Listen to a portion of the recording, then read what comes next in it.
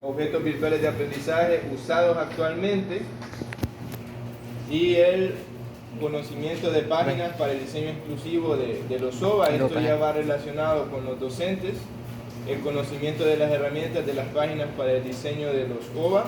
También esto va relacionado con los docentes. Me interesa conocer si los docentes pueden elaborar objetos virtuales de aprendizaje y las estrategias para adaptar eficazmente los OVAs a la temática educativa en la web. Noten que en los antecedentes yo hablé de manera general cómo ha ido integrándose los objetos virtuales de aprendizaje en la enseñanza de la matemática. Y luego empecé a hablar sobre el conocimiento o cuáles son las páginas para crear objetos virtuales de aprendizaje. ¿Por qué empecé a hablar de estas páginas? Porque me interesa conocer si los docentes son capaces de crear objetos virtuales de aprendizaje. Lo mismo sobre el conocimiento de estas herramientas, es decir, todas sus bondades, si somos capaces de explotar todas las bondades de estas herramientas. Y además las estrategias para adaptar. Además de crear el objeto virtual de aprendizaje, me interesa conocer si el docente es capaz de integrarlo a alguna plataforma de manera efectiva. Luego, los elementos teóricos. Esto es bastante intuitivo. Aquí van a ir todos los conceptos relacionados con nuestra investigación. Por lo tanto, empiezo con el proceso de enseñanza-aprendizaje de manera general. Luego de entornos virtuales, porque es donde voy a compartir los OVA. Luego, en general, ¿qué son los objetos virtuales de aprendizaje? Luego, los OVA en el proceso de formación. Noten cómo voy integrando todo lo que voy a necesitar. Necesito conocer cosas sobre el proceso de enseñanza-aprendizaje.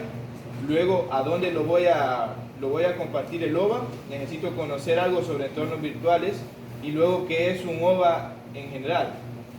Ahora, los OVA en el proceso de formación. Noten que no he hablado de matemática en este momento, solo he hablado de los OVA en cualquier proceso formativo. Y luego los OVA en la formación de la matemática. Y eso termina mi parte de elementos teóricos. Si se fijan, podría agregar más, incluso cuestiones sobre capacidades de los docentes, pienso que podría haber agregado habilidades de los docentes en la actualidad para el uso de estas herramientas. Podría haber agregado eso, pero en realidad no lo consideré, pero es algo que podría agregar. Bien, y se supone que ustedes van hasta ese punto en el que ya han logrado establecer los elementos teóricos y los antecedentes.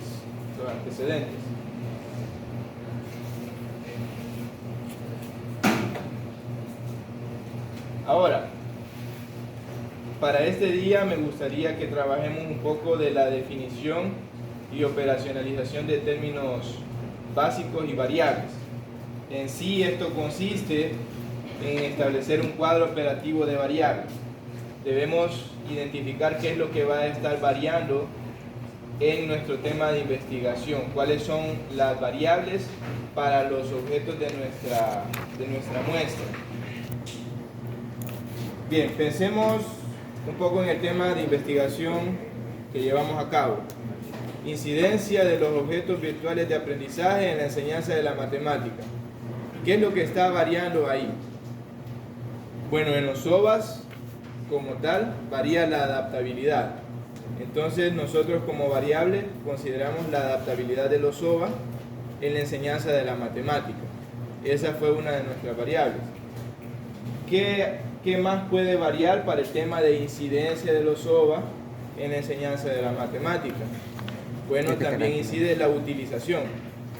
Entonces llevamos dos variables. Primero, la adaptabilidad de los OVA, es decir, qué tan factible es tomar un OVA y emplearlo para un curso de matemática. Y luego, la utilización. Dos cosas. Nos interesa analizar qué tan adaptable es el OVA para un curso de matemática y además la utilización por parte de los estudiantes. Son dos variables. Entonces, en este momento voy a presentar cómo se estructura este cuadro operativo de variables para esas dos variables.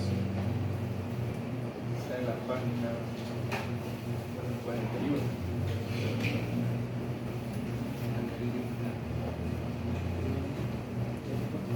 Yo le dije que no era lista.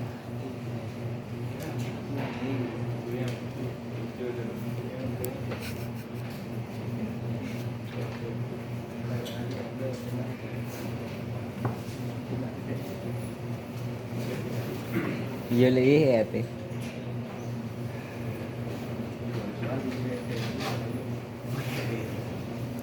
Pero yo le dije que no era licencia.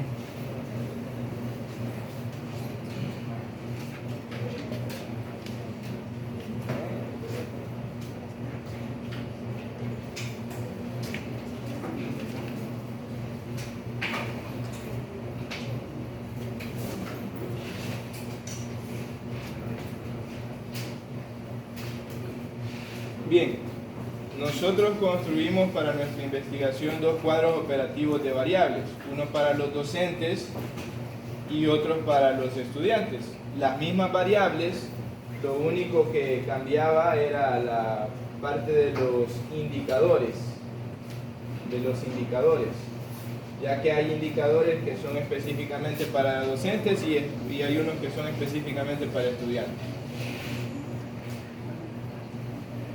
En este momento quiero que hablemos un poco sobre las variables de su investigación, así que vayan preparando el tema y pensando en qué es lo que van a medir para alcanzar los objetivos de su investigación, para responder las preguntas.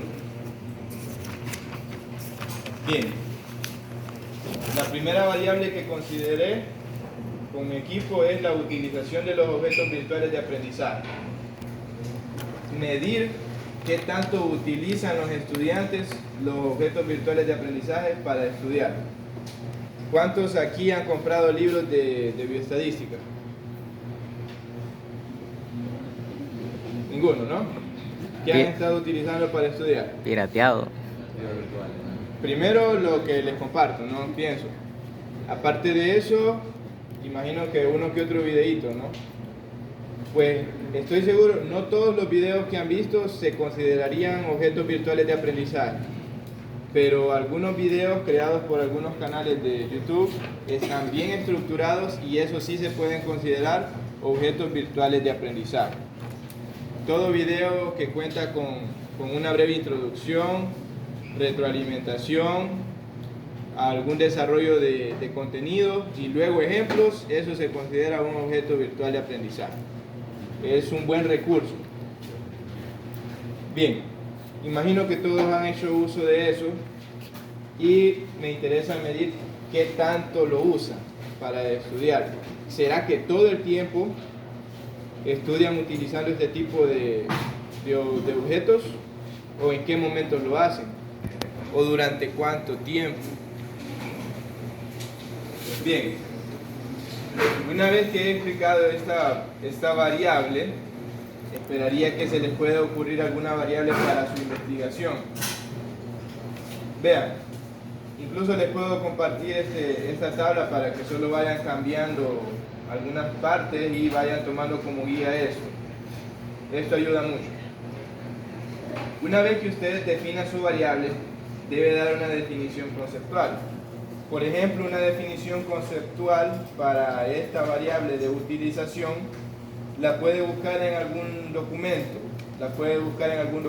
e incluso hacer la cita en esta tabla de ese documento, de acuerdo con fulano de tal y toda la normativa correspondiente, y dar la definición conceptual de utilización de los objetos virtuales de aprendizaje.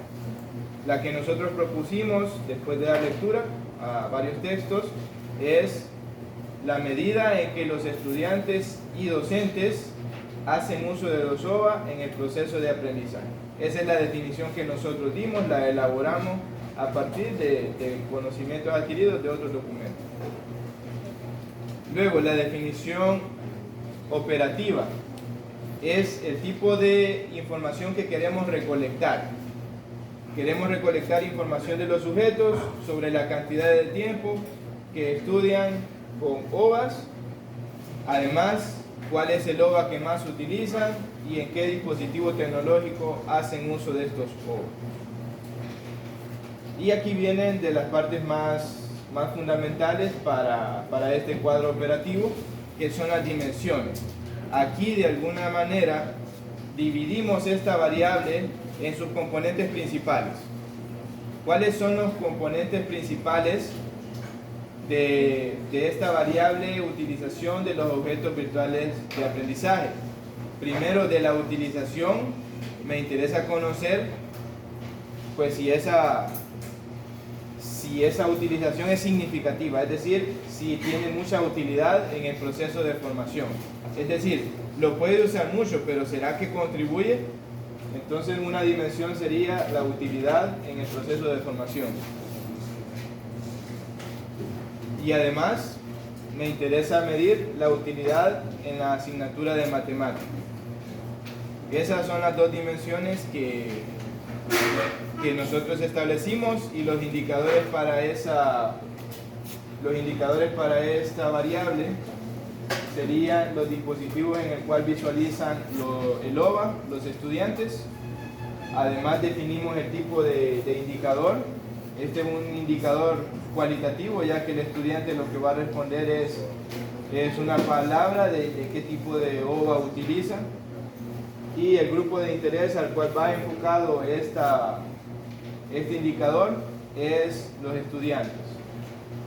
En su caso van a quitar esta columna de grupo de interés, ya que solo llevan una muestra. En nuestro caso llevábamos 2 muestras. Para la utilidad en la asignatura de matemática, en esa dimensión, los indicadores que más nos interesó es si el estudiante tenía que hacer alguna inversión, y además el tiempo de uso. El que más nos interesaba alcanzar y medir era el indicador de tiempo de uso, saber cuánto tiempo el estudiante utilizaba el objeto virtual de aprendizaje. El tipo de indicador es cuantitativo continuo, y el grupo de interés son los estudiantes. Insisto, ustedes van a eliminar esa columna de grupo de interés. Bien, luego también definimos la variable de adaptabilidad de los OVAs en la enseñanza de la matemática. Su definición sería capacidad de los objetos virtuales de aprendizaje como recurso digital para ajustarse y responder de manera efectiva a las necesidades, estilos de aprendizaje y niveles de competencia de los estudiantes en el contexto específico de la enseñanza de las matemáticas. Esa es la definición. Vamos con la definición operativa. Y aquí vamos a describir ya en el grupo de interés, en el grupo de estudio, qué es lo que nos interesa recolectar. Y es información sobre las preferencias de los sujetos con respecto a los OVA utilizados en la enseñanza de la matemática. Es decir, si prefieren utilizar algún documento bien elaborado y estructurado como un PDF, algún libro o algún video. Además nos interesa conocer las características de estos objetos que los estudiantes prefieren y su versatilidad en los diferentes contenidos. Es decir, si estos OVA que estos estudiantes les gustan, por ejemplo los videos, son versátiles a la hora de querer integrarlos en cualquier contenido. Las dimensiones pues serían las características de los OVA. Para la adaptabilidad nos interesan las características que tienen los OVAs y también su versatilidad, es decir, qué tan adaptable qué tanto lo puede utilizar en diferentes contenidos. Entonces para la adaptabilidad tenemos las características y la versatilidad como dimensiones. Luego las características pues las vamos a dividir en sus respectivos indicadores. Para las características de los OVA tenemos la accesibilidad de los OVA, la interactividad y la interfaz. Para la versatilidad, pues eso lo podemos medir con la disponibilidad del OVA.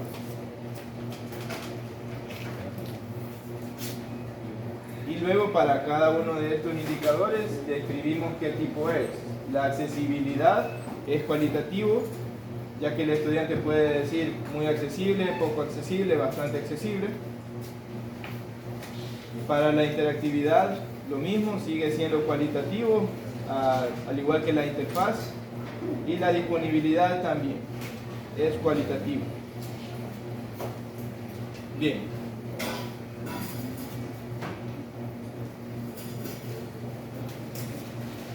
Me gustaría que en su cuaderno intentemos para cada grupo definir las variables, por lo menos, para que puedan trabajar en base a eso.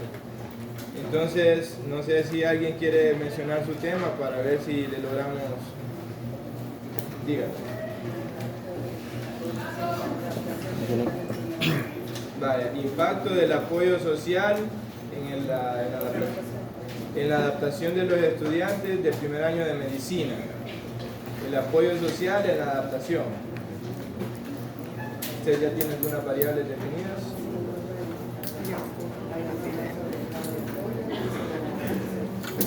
¿Y la? Muy bien. Ya, los compañeros definieron las siguientes variables para este tema.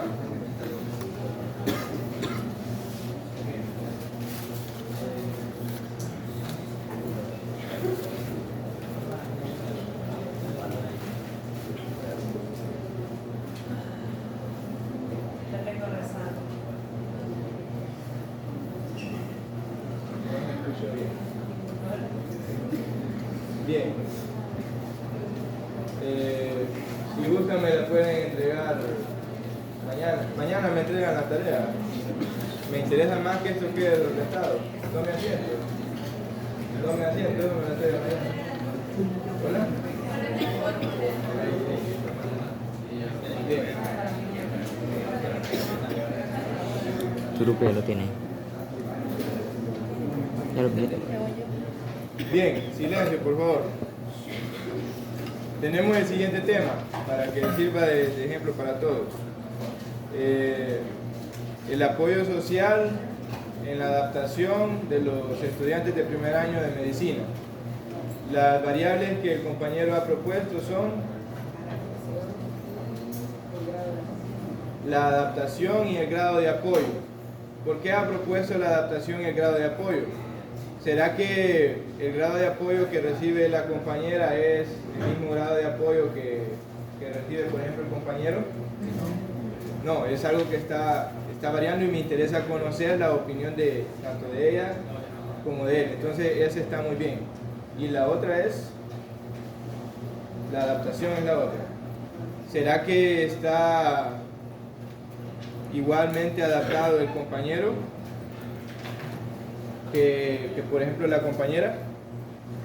No, ¿cierto? Si les hago preguntas relacionadas sobre la adaptación, pues estoy 100% seguro que no van a tener la misma todos. Entonces esas dos variables están muy bien. Y de hecho está tan bien ya que fácilmente puedo establecer una relación entre el apoyo y la adaptación. Con esas dos variables resuelvo. Bien, la definición conceptual y la definición operativa la puede estructurar de una manera completamente análoga a esta, pero las dimensiones. Esta parte es muy importante. ¿En qué vamos a dividir cada una de estas variables? ¿Cómo dividimos cuál era la adaptación, por ejemplo? ¿Cuáles son las dimensiones de la adaptación de un estudiante?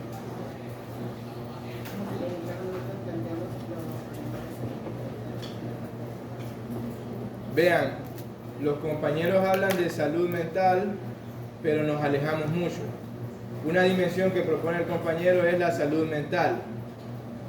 ¿Será que eso es un determinante de adaptación? Podría ser, ¿no? De hecho, sí podría ser. ¿Otra? De adaptación, otra dimensión.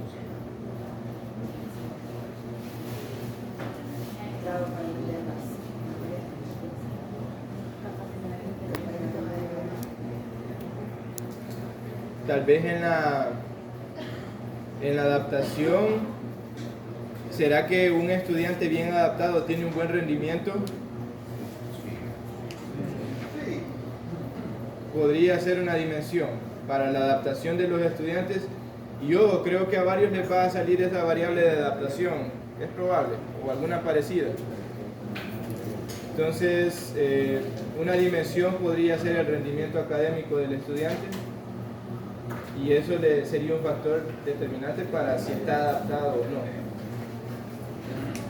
Y tal vez, sí, salud mental es bastante general, pero tal vez estado de ánimo en general podría ser.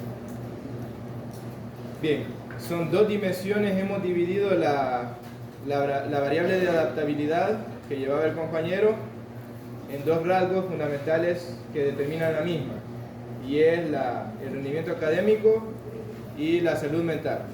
Eso está muy bien. Luego, a cada una de estas dimensiones debemos asignarle indicadores. Debemos dividir el rendimiento académico y dividir la salud mental. ¿Cómo dividimos esto? ¿Cómo dividimos el rendimiento académico?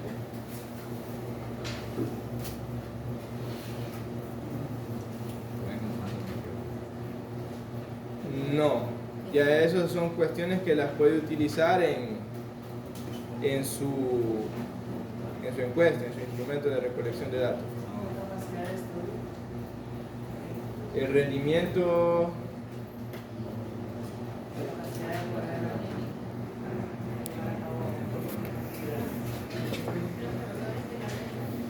¿cómo? Los indicadores son algo un poco más puntual.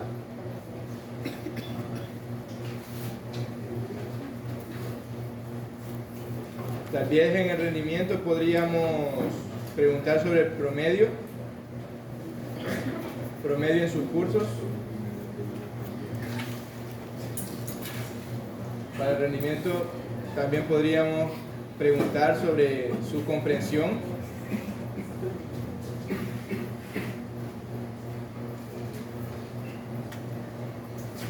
¿Qué más? ¿Hola?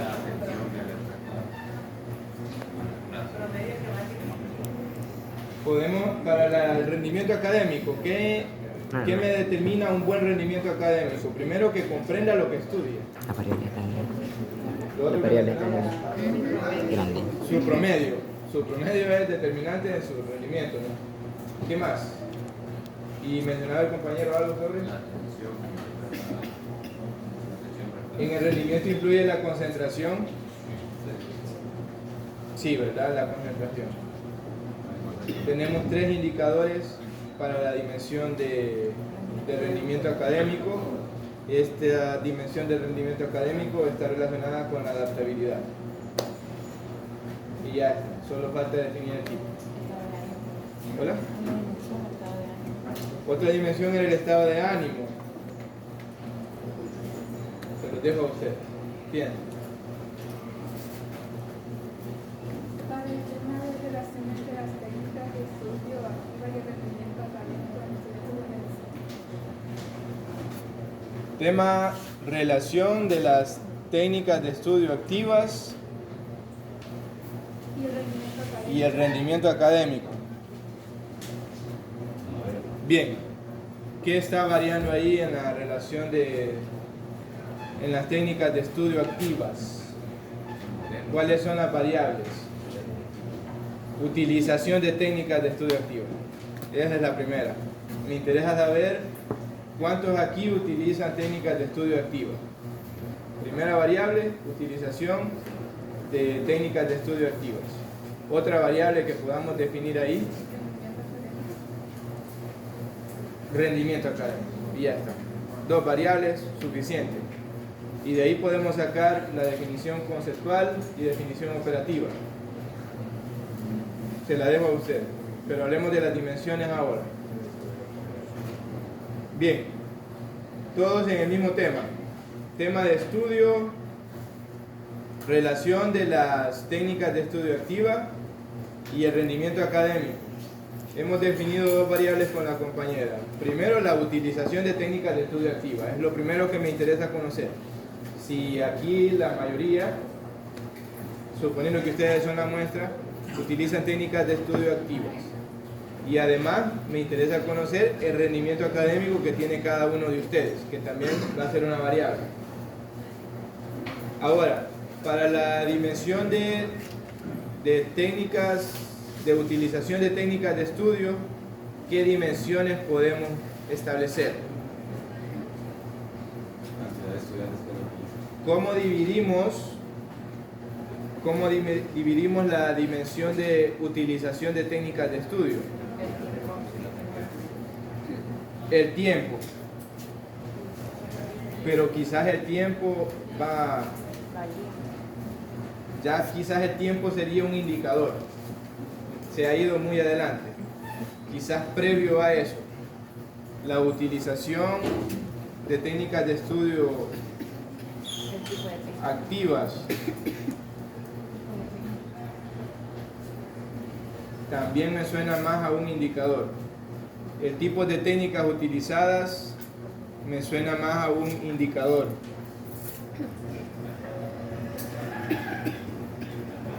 Podríamos ver esta dimensión que llevo acá.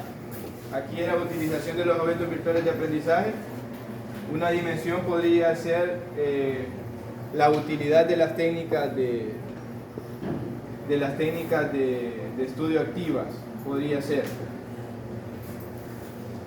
Y luego la utilidad en los cursos.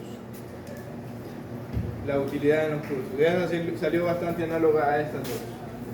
Esta es una buena idea. Claro, no vamos a llevar estos indicadores, vamos a ir más allá. Estos se quedaron cortos.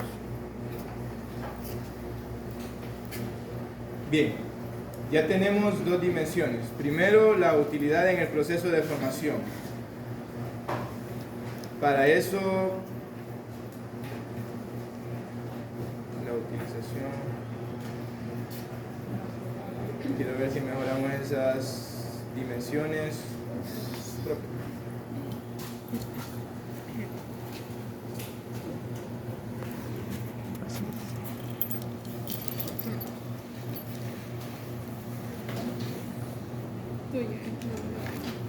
Quizá podamos mejorar esto aún más. En la parte de las dimensiones. Pero es que la utilización solo la puedo establecer de acuerdo a su utilidad en el proceso de formación y utilidad en las asignaturas. No, estamos bien, hasta ahí lo podemos establecer. Y ahí, en la utilidad en el proceso de formación, podemos hablar del tiempo. ¿Y cuál otro mencionó usted? Hola, los tipos, podemos hablar de los tipos también. En la utilización podemos hablar de los indicadores de la utilidad en el proceso de formación. Un indicador podría ser el tiempo de uso. Definitivamente.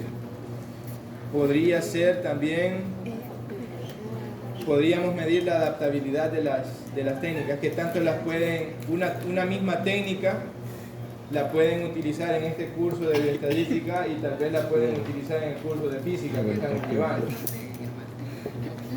Entonces, también la adaptabilidad de las técnicas de estudio activo. Y ahí tiene dos indicadores: el tiempo y adaptabilidad de las mismas técnicas. ¿Y cuál? El tipo de técnicas.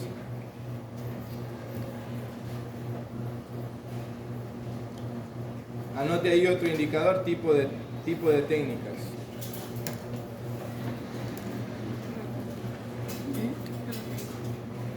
Bien, usted está en el tema, usted sabe un poco más sobre los factores fundamentales de las técnicas de estudio activa y cuáles son las que se aplican más frecuentemente. Puede establecer más indicadores e incluso puede modificar esta dimensión. ¿Okay? Realmente yo de eso no sé mucho. ¿Okay? Bien. Otro tema y último. El uso de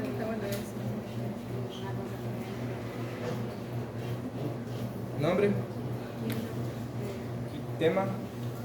Uso de las redes sociales y impacto en la productividad y Uso de las redes sociales y su impacto en la productividad y la comunicación. en la productividad La concentración. y la concentración, en la productividad y concentración. Muy bien. Bien, vean ese tema. Uso de las redes sociales y su impacto en la productividad y la concentración. Uso de las redes sociales y su impacto en la productividad y la concentración. Dimensiones. Perdón, variables. Primero. Variables. Sería rendimiento académico. Bien, como variable tenemos la utilización para empezar. Esa sería la primera variable, la utilización de las redes sociales.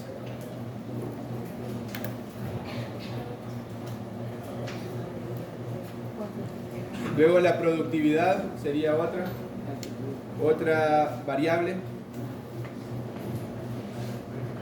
Y por último el grado de concentración. 3 variables para la cual usted debe definir una definición conceptual, debe establecer una definición operativa y elijamos una de estas variables para establecer las dimensiones. Nos van a ayudar los compañeros. Variable. ¿Cuál de las 3 variables quiere que establezcamos las dimensiones? La utilización. La productividad. También la productividad y tenemos la concentración, ¿verdad? ¿Cómo podemos dividir o cuáles son los factores clave de la utilización de las redes sociales? ¿Para qué se utiliza? ¿Hola? ¿Para qué lo utilizan? ¿Qué establece qué tanto uso una red social? No, ¿qué tanto establece mi necesidad de utilizarla? Dependencia. Mi dependencia de ella, ¿qué lo establece en realidad? Necesidad. ¿Mm? Necesidad. La utilidad.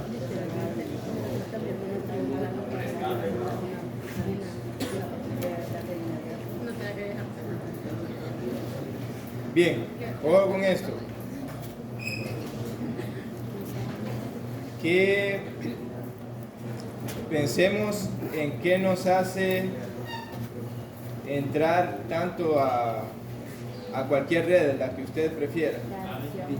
¿Hola? ¿Entramos por hábito?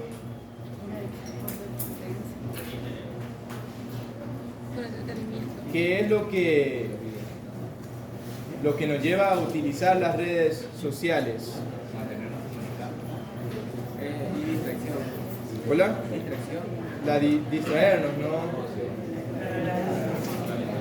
Elegir el tuyo. Relajación. Elegir el tuyo. ¿Hola? La comunicación podría ser.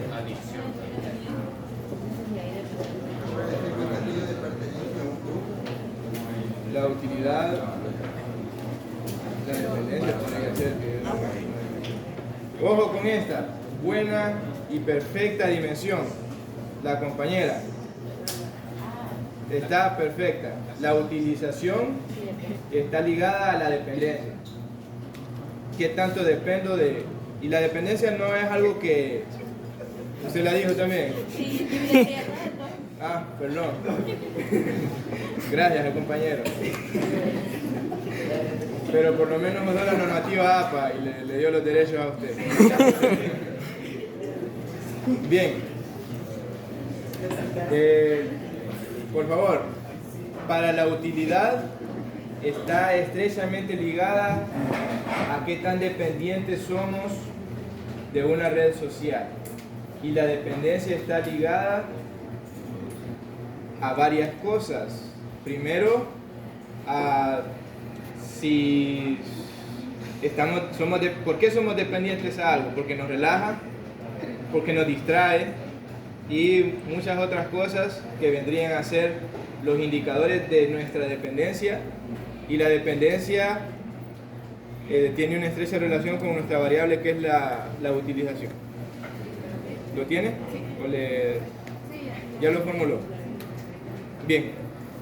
¿Y cuál otra dimensión podemos establecer para la utilización? Esa ya suena a una dimensión, a un indicador. Aparte de la dependencia,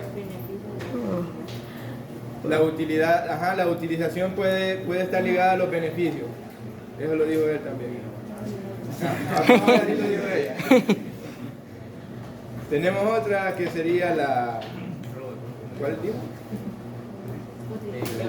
No era la de beneficios. Sí, ya me acuerdo. ¿Lo anotó? La dependencia, la comunicación y los beneficios de la relación funcional. Aquí está grabado. La utilización puede estar ligada a algún beneficio que obtengamos de ella, y creo que el mayor beneficio es la información que adquirimos, ya que normalmente, no sé, creo que Facebook es más eficiente para revisar publicaciones de si va a haber clases o no, por lo menos. Ajá. Por lo menos de ahí. Ajá. Pero hay que verificar si en realidad hay alguna, si la utilidad tiene alguna relación. Pero sería bueno para indicadores, porque indicadores pueden poner el beneficio de información, de relajación. Por eso, el beneficio iría eso. Ajá, los indicadores sería la información, claro, y pues no sé si obtienen algún otro beneficio de usar redes sociales. ¿Alguien aquí hay algo que sienta que le ayuda y que por eso algún beneficio que obtenga puntual del uso de redes sociales? No creo que no lo puedan establecer algo por lo menos. La comunicación podría ser uno. La información y la comunicación. ¿Qué más? Económico. Lo usamos tanto y no sabemos por qué. Económico. ¿Alguien aquí vende en las redes sociales? ¿Promociona sus Sí. productos ahí? Vale. Bien, los sitios azules no cuentan.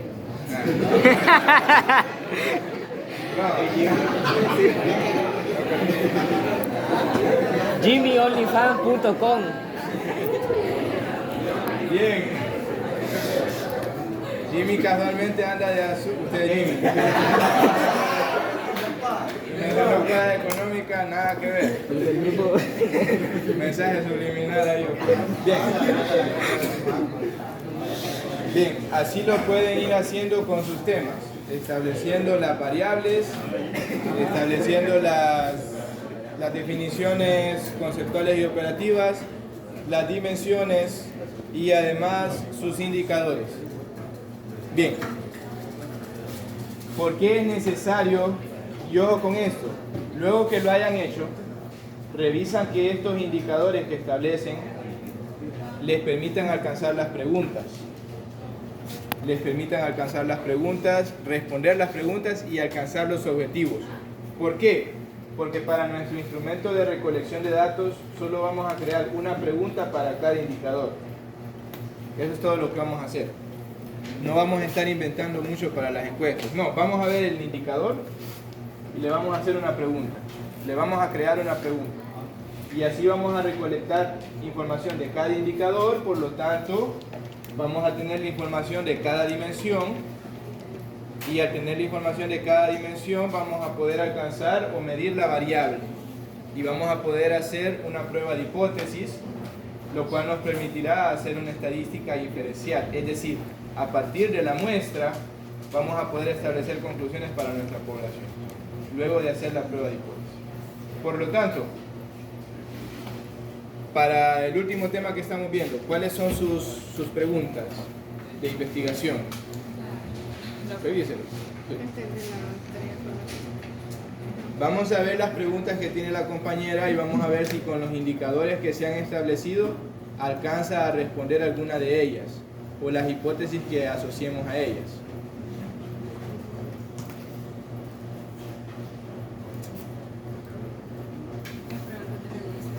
¿Cómo? de la teoría. Las preguntas del enunciado, correcto.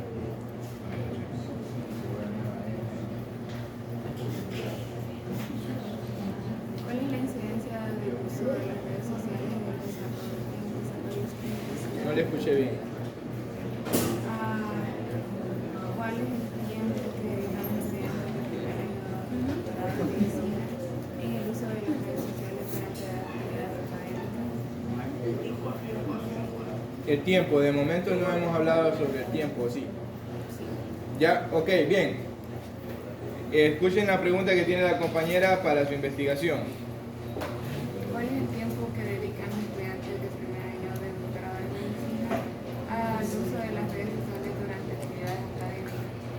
Bien, ¿cuál es el tiempo que utilizan los estudiantes en la utilización de redes sociales durante el periodo académico?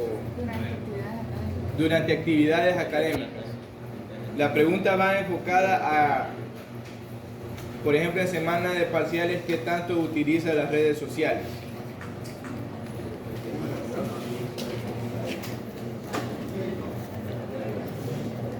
¿Qué tanto tiempo usa las redes sociales durante por ejemplo, la semana de parciales o mientras está en su casa estudiando? ¿A cuántos les pasa que están estudiando 2 horas, pero de esas 2 horas, 1 hora fue que les cayó un mensaje y entraron a revisar y eso los llevó a entrar a Facebook y en Facebook vieron un watch que les gustó y luego el que seguía también les llamó la atención y casualmente perdieron 1 hora así? Creo que a todos nos pasa, ¿no? El siguiente va a ser el último. Bien, pero la compañera lleva una variable de la utilización y ahí debe haber un indicador de tiempo. ¿En qué dimensión estableció el tiempo de uso? ¿Cuáles son las dimensiones que establecimos para esto? Teníamos la dependencia, ¿no? Sí, la dependencia. En la dependencia tenemos el indicador de tiempo de uso. Podríamos poner ahí el tiempo de uso. Por ejemplo, una manera de medir qué tan dependientes somos es qué tanto tiempo lo utilizamos. Qué tanto tiempo usamos algo. Es decir, por ejemplo, si usted es dependiente de algún medicamento, ¿qué tanto consume ese medicamento? Lo mismo aquí. Si usted es dependiente de las redes sociales, pues ¿qué tanto tiempo lo usa?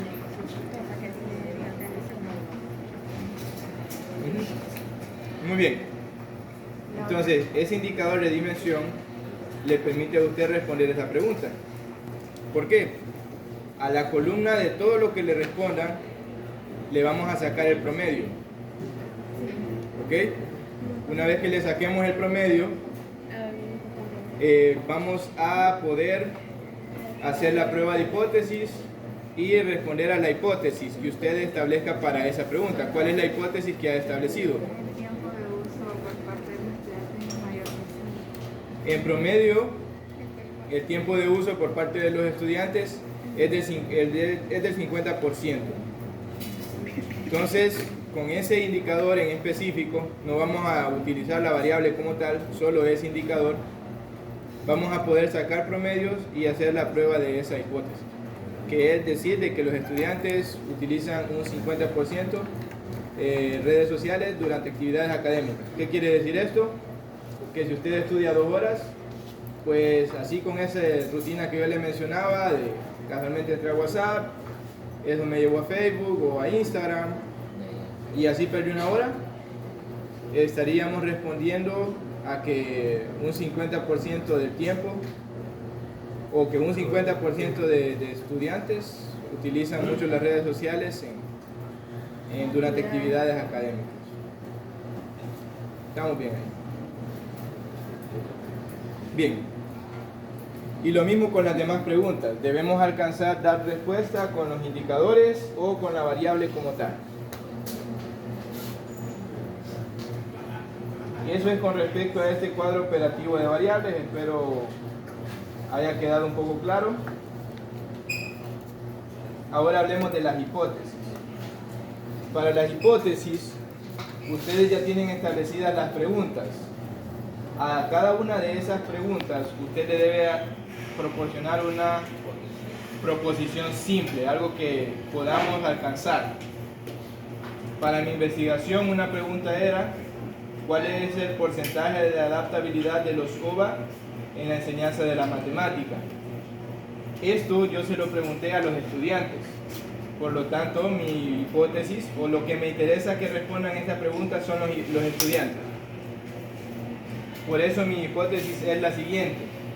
Basado a esta pregunta, yo propongo lo siguiente: el nivel de adaptabilidad de los estudiantes para los OVA es mayor que 5. ¿Okay?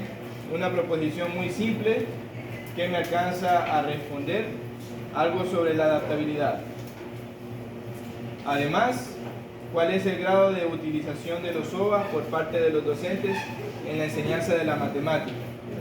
El grado de utilización, es decir, ¿qué tantos contenidos desarrolla el docente utilizando objetos virtuales de aprendizaje? La proposición es muy simple. Los docentes utilizan OVA un 5%, un promedio de 5, es decir, un 50% en el desarrollo del proceso de enseñanza-aprendizaje en el área de matemática.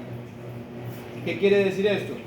Que los docentes utilizan objetos virtuales de aprendizaje para crear su planificación, para el desarrollo de contenidos e incluso para evaluaciones mediante OVAs. Es decir, que un 50% de todo el material y de toda su labor es realizada con objetos virtuales de aprendizaje. Para la pregunta, ¿cuál es el nivel de uso de los OVA por parte de los estudiantes para el estudio de la matemática? Esta se parece a la pregunta que lleva la compañera, y es: los estudiantes tienen un promedio de 5 en el uso de OVAs utilizados en matemáticas. Es decir, que el tiempo de uso es de un 50%. Claro, esto es muy significativo. Quiere decir de que el 50% del tiempo que estudian lo hacen utilizando objetos virtuales de aprendizaje. Caso contrario el de la compañera, ya que los beneficios de las redes sociales no tienen incidencia con el rendimiento académico, o no son beneficios académicos, tal vez son beneficios monetarios, beneficios de información, pero dudo que vean videos formativos ahí o que descarguen libros ahí. No se puede. Normalmente no seguimos, solo seguimos páginas de memes, siendo sinceros, cosas así, ¿no? No seguimos cuestiones académicas. Salvo que hay alguno aquí que siga algunas revistas médicas, ¿verdad? Que no se descarten. Pero sus beneficios en el área académica, eso lo va a responder el estudiante, pero aquí me indica que el 50% del tiempo que usa para estudiar lo hace utilizando OVAs. En el caso de la compañera, que los estudiantes digan que un promedio de 5 del tiempo que utilizan redes sociales durante actividades académicas, eso quiere decir de que se distraen mucho con las redes sociales. Esa sería la conclusión. Bien, y esa sería la forma en la que vamos a establecer las hipótesis. También, insisto, la sección 2.4 sería una tabla en la que establecemos la pregunta y la hipótesis que le asociamos. Tener cuidado y mucho cuidado con que la información para responder cada una de estas preguntas esté reflejada o tanto en los indicadores o de preferencia en la variable como tal. Usted lleva una variable llevaba la de utilización, pero llevaba otra, la productividad, y lleva una pregunta de productividad.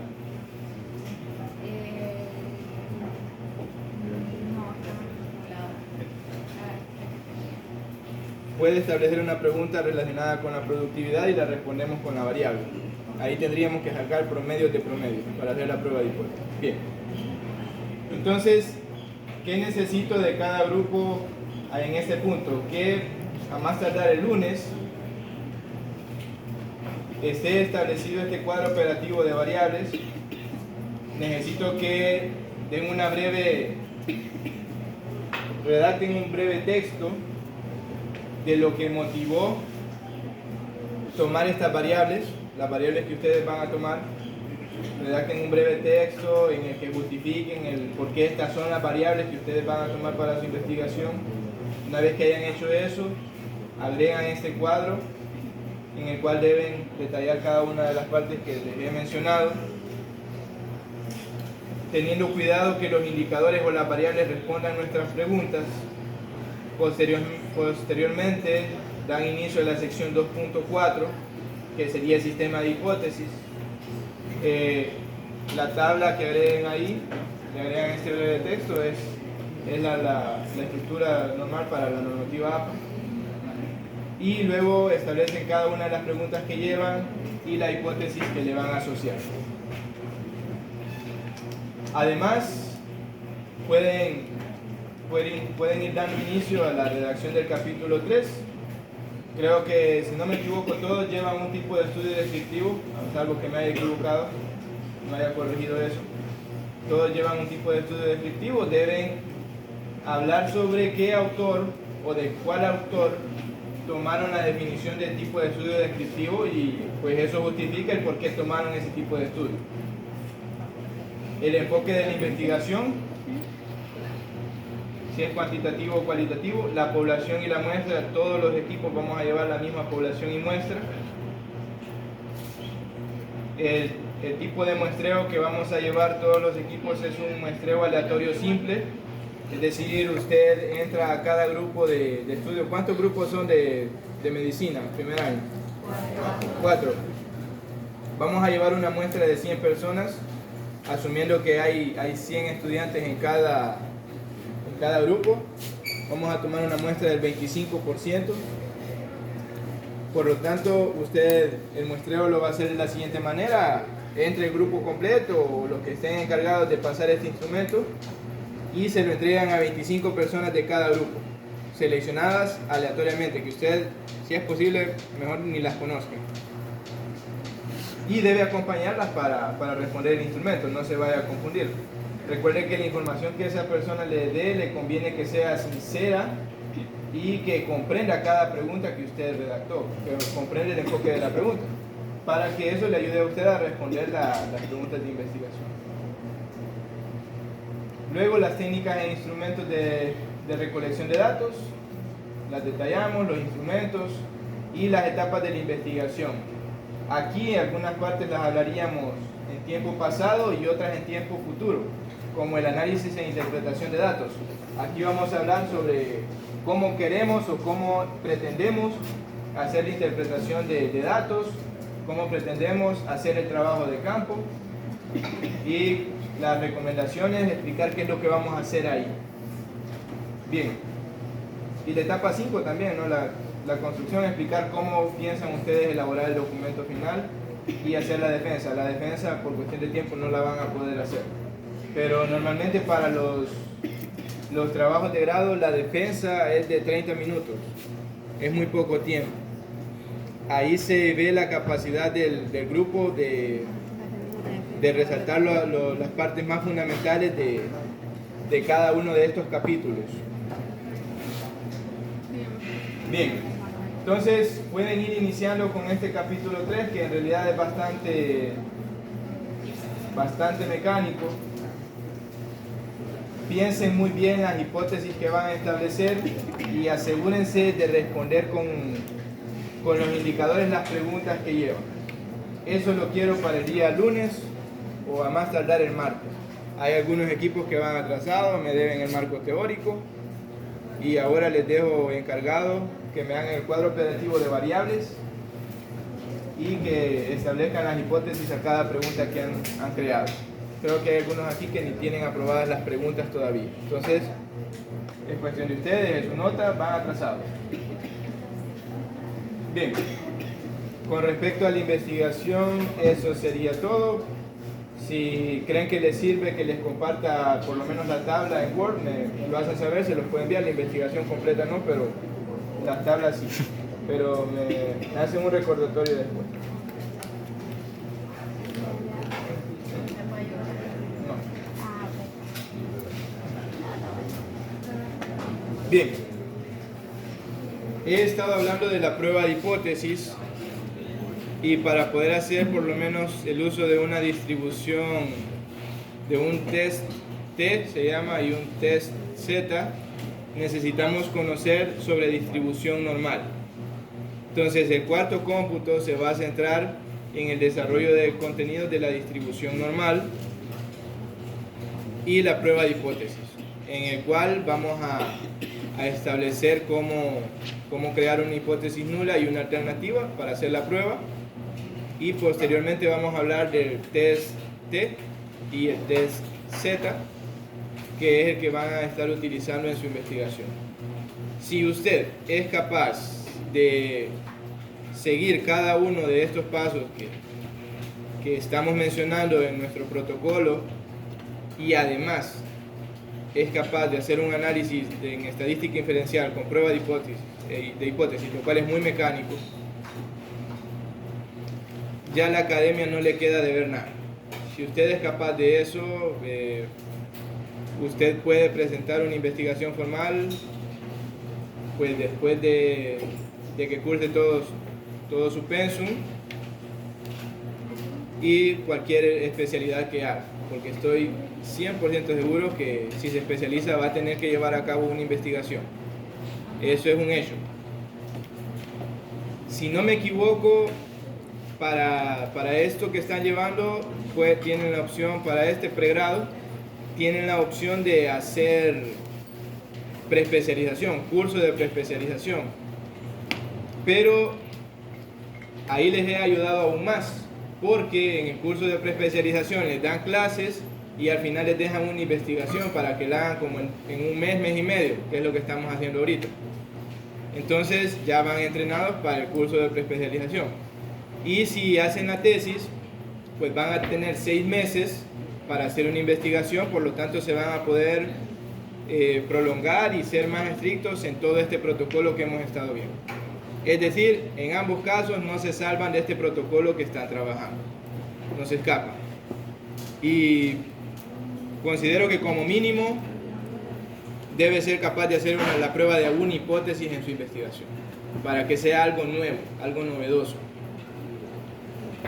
Bien, para cumplir este propósito vamos a hablar un poco de la distribución normal, la cual es realmente sencilla. En realidad solo vamos a estudiar esta distribución normal y luego nos pasamos a la prueba de hipótesis, lo cual es realmente sencillo. No quiero que se sientan intimidados con estos temas. Verán, no hemos visto gráficas para las distribuciones de probabilidad continua discretas que hemos estado viendo, pero en esta parte de distribuciones de probabilidad continua, anoten como título ahí, distribuciones de probabilidad continua.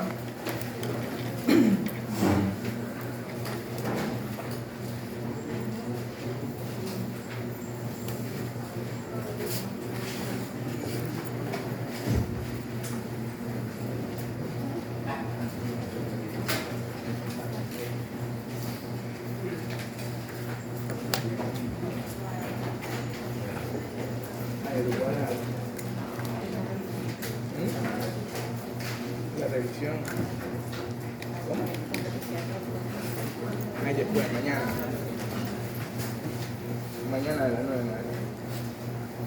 Mejor ahí lo revisan. Bien. En la parte de distribuciones de probabilidad continua, anoten el título de distribución normal, que por cuestión de tiempo va a ser la única que vamos a estudiar. Distribución normal.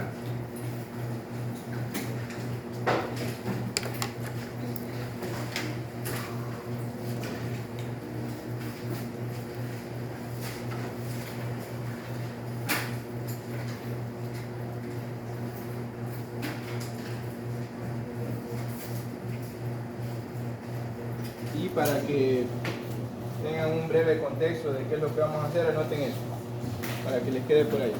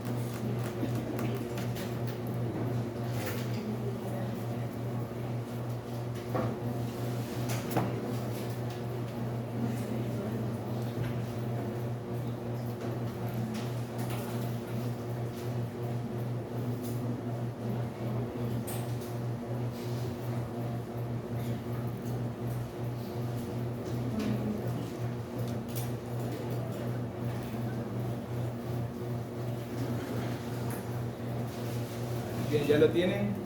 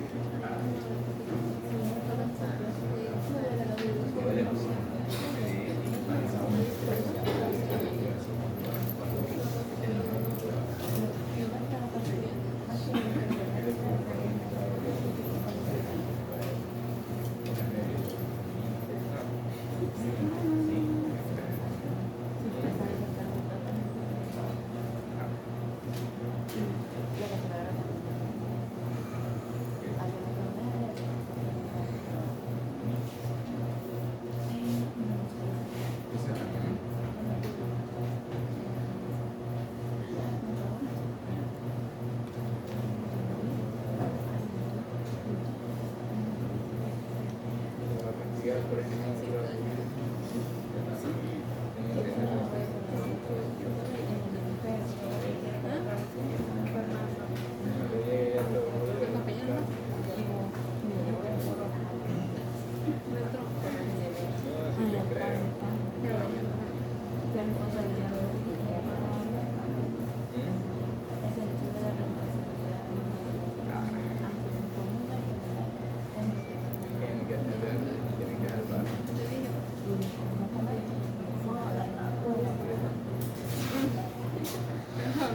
Bien, ya lo tienen.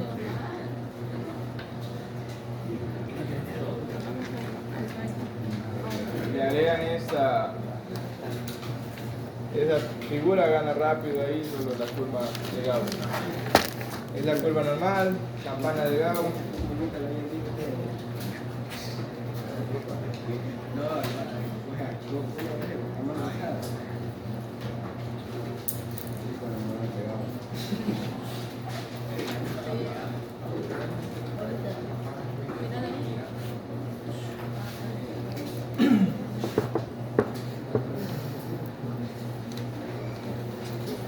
Y vean qué sencilla es la fórmula para esta distribución normal. Ahora noten la definición de la fórmula para la distribución normal, con media mu y varianza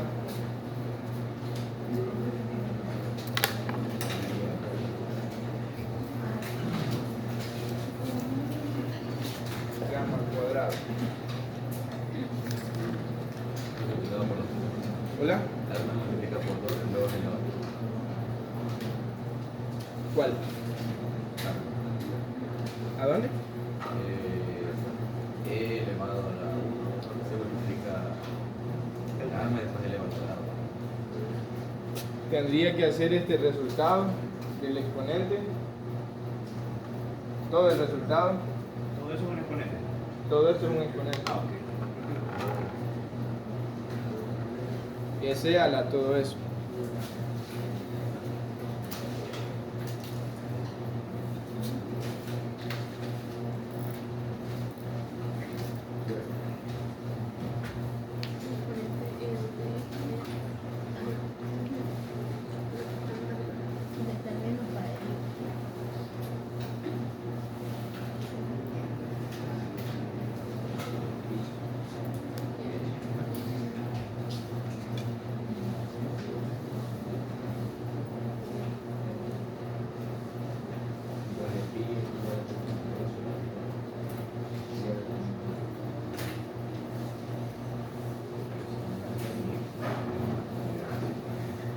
Bien, verán.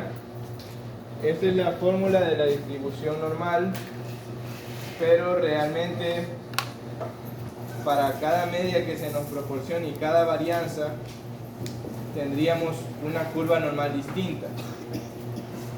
Esto nos lleva a tener infinitas curvas normales, es decir, infinitas curvas de este tipo.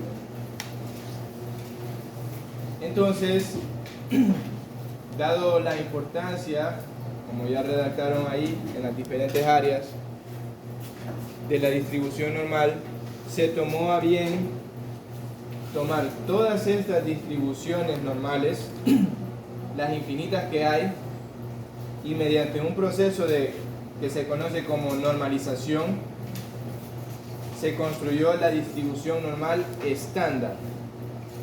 ¿En qué consiste la distribución normal estándar? En tomar cada una de estas distribuciones para cualquier media y cualquier varianza y, haciendo uso de un proceso sistemático, llevarla a esa forma estándar donde la media ya no va a ser una cantidad cualquiera, sino que va a ser media cero, y así poder hacer uso de una tabla, porque si se fijan, esto no es muy eficiente estar calculando, no es muy eficiente. En este sentido, esto lo vamos a conocer como una distribución de probabilidad normal, pero vamos a establecer en este momento el proceso sistemático para llevarlo a una distribución normal estándar. donde la media no va a ser cualquier valor, sino que va a ser media cero. Al proceso en el que transformamos la media que nos dan, que puede ser cualquier cantidad, a una media cero se le conoce como normalización, y ese es el proceso que vamos a establecer. Entonces anoten esta fórmula de la distribución normal, y en este momento vamos a hablar un poco del proceso para llevarlo a una distribución normal estándar. ¿Ya lo anotaron? Sí. Si se fijan bien, esto sigue estando, todo este contenido sigue estando en el material del cómputo 3 que les compartí en la plataforma. Bien, un poco de lo que les mencionaba. Aquí tenemos dos medias y tenemos dos distribuciones distintas. Entonces, así como construimos estas dos distribuciones para estas dos medias, pues podemos construir infinitas. Y lo fuerte de la distribución normal estándar es que estas dos las podemos hacer que coincidan con media cero. ¿Con qué propósito? Debe haber un propósito para hacer este proceso de llevarlo a una media cero. Y el propósito es el de hacer uso de hecho de esta tabla.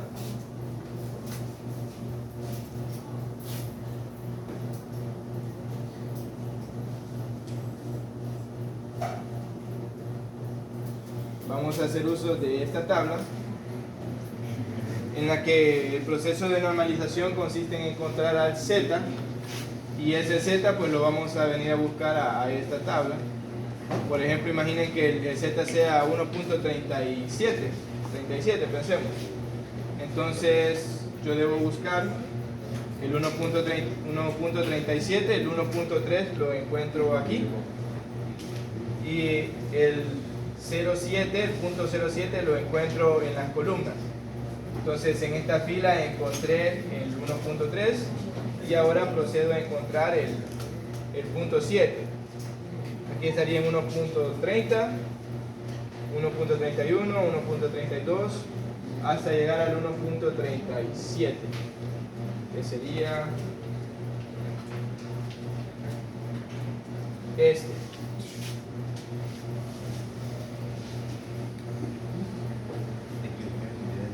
Entonces nuestro trabajo es encontrar ahora, bien, nuestro trabajo va a ser el siguiente.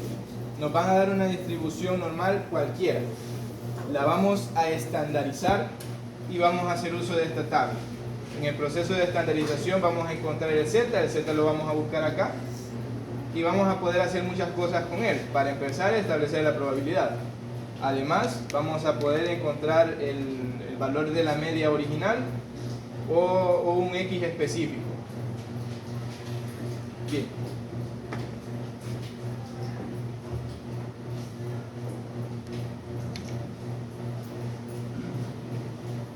Bien, insisto, hay muchas distribuciones normales. De hecho, para cada media hay una distribución distinta. Y de hecho hay gente trabajando en crear tablas de este tipo. Para diferentes medias. Por ejemplo, una tabla para la media 1, media 2, media 3. La distribución normal con media 1, media 2, media 3 y así. Pero, o sea, son infinitas. No tiene mucho sentido. Al final de cuentas, tal vez lo interesante de eso son los cálculos para encontrar. Entonces, nuestro trabajo será más bien tomar estas distribuciones normales y estandarizarlas. Eso no, quiero ver qué dice aquí.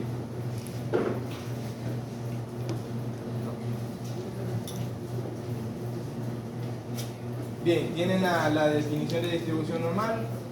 Pueden anotar esto siempre de manera general para la distribución normal.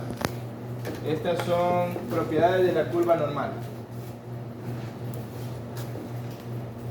Necesito que diferenciemos muy bien la diferencia entre curva normal y la curva normal estándar. La curva normal estándar es con media cero. Es decir, que en la curva normal estándar la media es cero. Por eso en la tabla aparece de negativos hasta 0 y de 0 hasta como 4.90 y algo, casi hasta 5.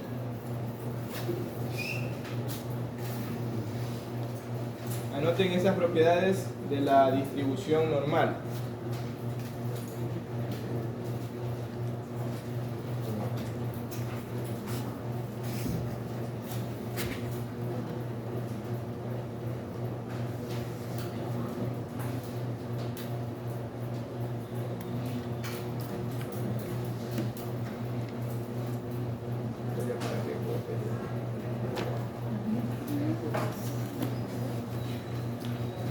Ya no va a haber evaluación.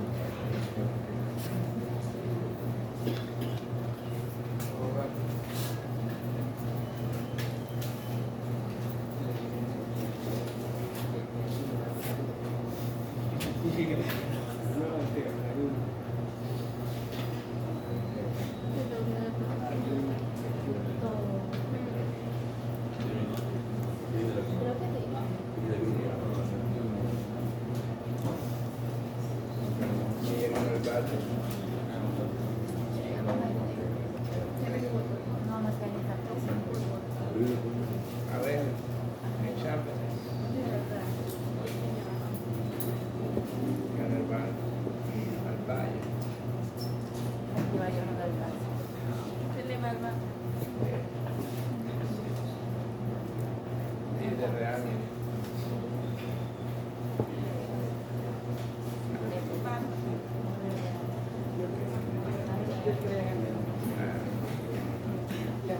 También no está bien. Sí. Ok. Pero hay empate. Hay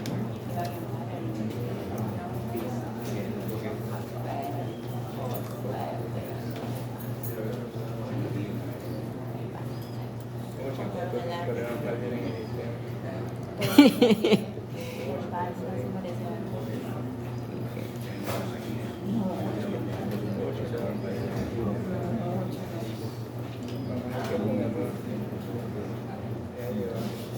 cualquiera. Exacto. Es mi mano de equivocarse. Yo me equivoqué. Sí, merece.